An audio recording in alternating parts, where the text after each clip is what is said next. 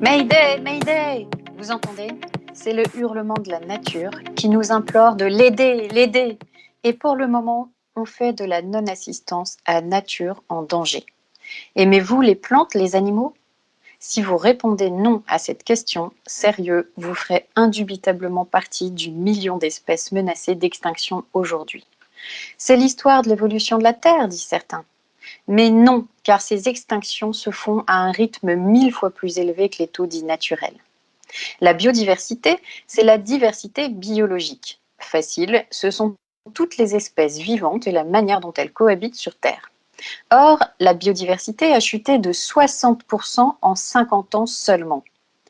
Pourquoi insister autant sur la biodiversité? Eh bien parce que d'elle dépendent nos vies.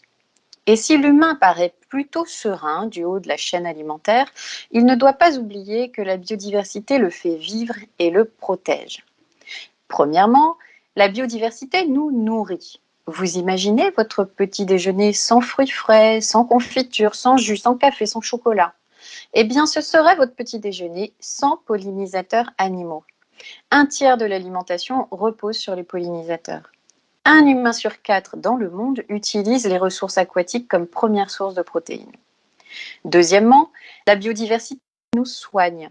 50% des médicaments proviennent d'éléments naturels, par exemple la morphine qui vient du pavot, l'aspirine du saule blanc. 80% de la population des pays émergents dépendent uniquement d'une médecine traditionnelle à base de plantes. Et nos innovations, nos recherches, la science par le biomimétisme se développent en imitant les formes ou le fonctionnement d'êtres vivants. Troisièmement, la biodiversité fournit et protège nos lieux de vie. Les forêts, par exemple, contribuent à réguler les cycles d'eau, à limiter les inondations, les effets de la sécheresse, réoxygéner l'air que nous respirons. Les récifs coralliens protègent les côtes des ouragans, etc. Notre planète est dotée d'un écosystème absolument incroyable. Et malgré notre sentiment de connaissance et de puissance, n'oublions pas que c'est notre vrai trésor et il renferme encore des mystères insoupçonnés. Il n'y a pas d'un côté l'homme et de l'autre la nature. L'homme fait partie de la nature et il en a un besoin vital. Le monde semble légèrement occupé par quelques autres broutilles, mais en 10 ans, aucun des objectifs biodiversité pris au niveau international n'a été atteint. Le système des vivants en entier est en danger. Alors maintenant, c'est l'alerte rouge, rouge écarlate, comme dirait le gouvernement. Vif, vermillon, sortez tout le pantonnier.